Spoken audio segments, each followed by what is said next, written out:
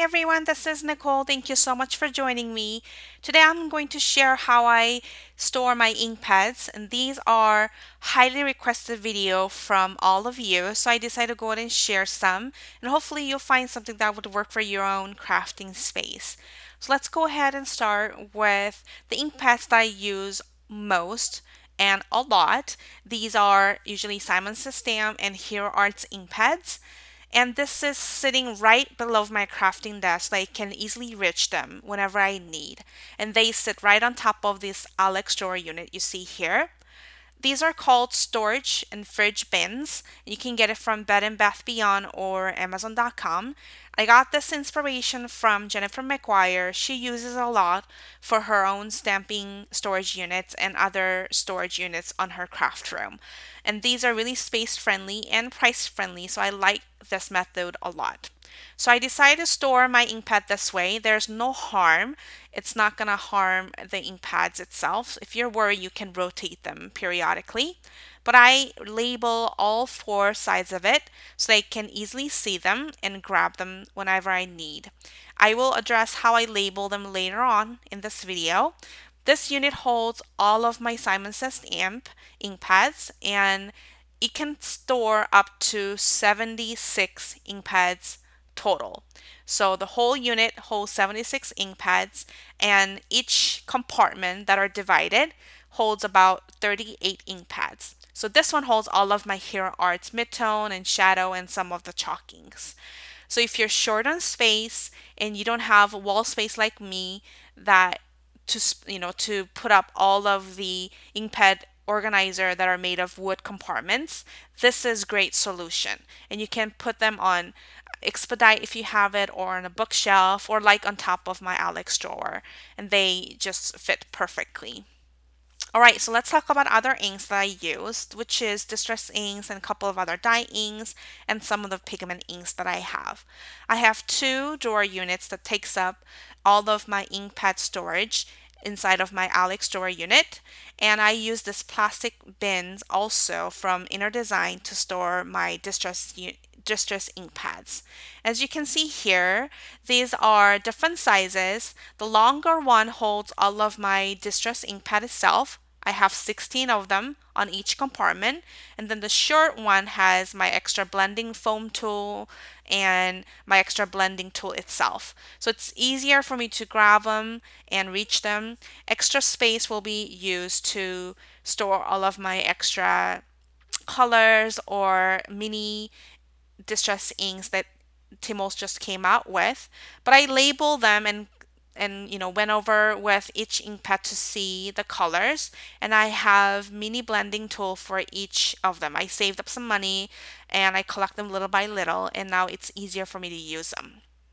All right, for the next thing I'm going to cover is this pigment ink. The next drawer holds all of my Dewdrop pigment inks and Memento Lux pigment inks, and also Mama Elephant pigment inks. I have all of the colors. I love them because it fits really nicely onto this drawer. You can store a lot of them, and I can also see the colors easily because they have clear lids. Also on the far right, you can also see some of my Studio Calico color theory ink pads. So the drawers that are holding all of these are called Alex drawer unit and casters. I'm using white, but they have different colors like black and gray. All right, so I'm going to cover how I store my Stampin' Up! Ink pads. These are their own ink pad caddies from Stampin' Up! I have re-inkers on top and the ink pads on the bottom, and I only use current ink pad colors. So I just usually sell and give away my retired colors. So let's talk about the labeling ink pads and how I label them and what label I use.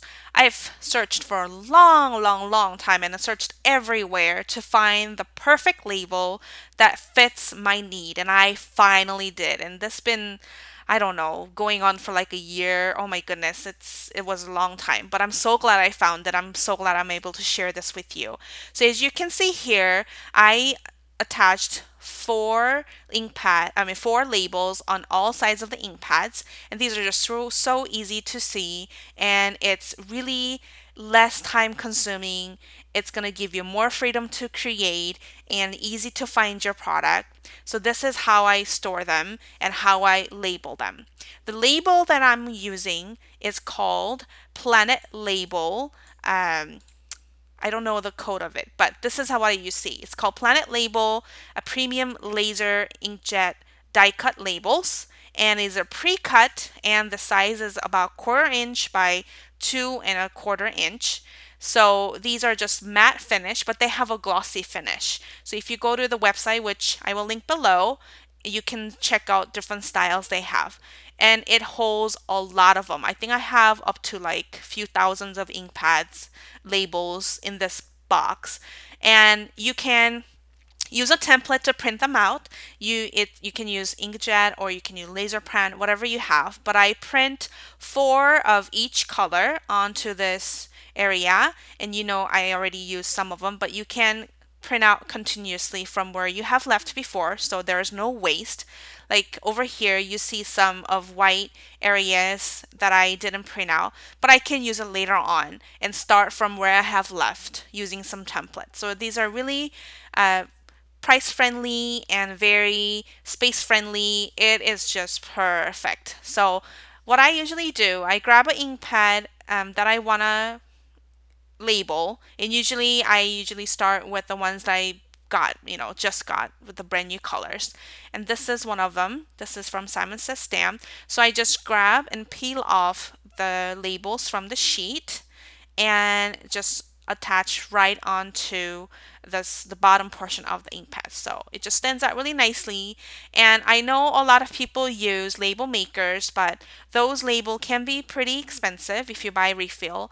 And it is also time consuming because you have to type out all of them and then print out individually. But with this label sheet, if you just print out one time, you can save that template and you can print it over and over if you need to replace it, or you can just copy and paste multiple times to create multiple labels. So I just think this is really time saver and my lifesaver. I really really like the ink pads over here, and it fits really nicely. Over here you can see I'm doing it on Color Theory, which is from Studio Calico, and they have a really small gap on each lid and on the bottom portion of the ink pad, but it fits really nicely.